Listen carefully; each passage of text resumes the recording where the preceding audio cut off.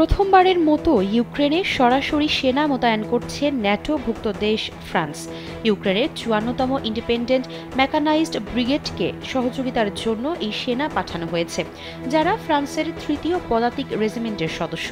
দেশটির foreign liaison বা বিদেশিদের নিয়ে গঠিত সেনা ইউনিটের মূল অংশ তারা। ইউক্রেনে প্রথম ধাপে এই ইউনিটের ১০০ সেনা গেছেন। ধাপে ধাপে আরও ১৫০০ জন সেনা সেখানে পাঠানোর পরিকল্পনা করছে ফ্রান্স। রাশিয়ার দনবাসে ফরাসি সেনা পাঠানোর এই ঘটনাকে গুরুতর প্ররোচনামূলক পদক্ষেপ বলে মনে করছেন সামরিক বিশ্লেষকরা। কারণ এই সেনাদের এমন জায়গায় পাঠানো হয়েছে যেখানে সরাসরি যুদ্ধ চলছে। দনবাস অঞ্চলে রাশিয়ার সেনাদের অগ্রযাত্রা ঠেকাতে ইউক্রেনীয়দের প্রতিরোধ যুদ্ধকে সহায়তা দেবেন এই সেনারা। প্রথম ১০০ জনের মধ্যে গোলাবারুদ ও নজরদারি বিশেষজ্ঞ রয়েছেন। হঠাৎ করে ফ্রান্সের এমন সিদ্ধান্ত নেওয়ার পেছনে কিছু কারণ রয়েছে। তা হলো আফ্রিকার সাহেল অঞ্চল থেকে সম্প্রতি ফরাসি সেনাদের চলে আসতে হয়েছে। সেই শূন্যস্থান পূরণ করেছে রাশিয়ার সেনারা।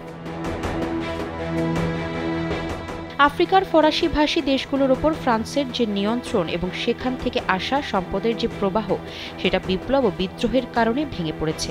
এক্ষেত্রে রাশিয়ার একটা ভূমিকা রয়েছে। এই ভূমিকার পেছনে ভ্লাদিমির পুতিনের সরাসরি নিয়ন্ত্রণ রয়েছে বলে ধারণা করা হচ্ছে। পুতিনের এই কৌশলের কারণে ফ্রান্সের প্রভাব খর্ব হয়েছে এবং বিদেশে খনি শিল্প ও অন্যান্য ব্যবসায় ফ্রান্সের স্বার্থ ক্ষতিগ্রস্ত হয়েছে। সবচেয়ে বড় আঘাতটি এসেছে নাইজার থেকে। সেখান থেকে ফ্রান্সে ইউরেনিয়ামের বড় চালান আসত। পুতিন সেটাও হুমকির মুখে ফেলে দিয়েছেন। এ পরিস্থিতিতে অর্থনৈতিকভাবে নিরাপত্তাহীনতায় পড়েছে ফ্রান্স।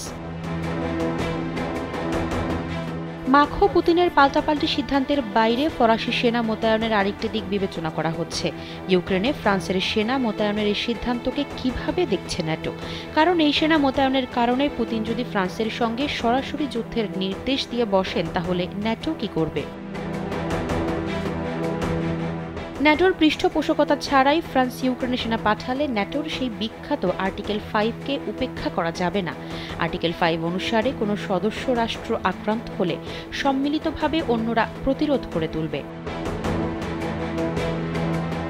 এই অবস্থায় রাশিয়া ফ্রান্সের এই সিদ্ধান্তকে কতদিন সহ্য করে এবং পাল্টা কি সিদ্ধান্ত নেয় তা ধারণা করা যাচ্ছে না।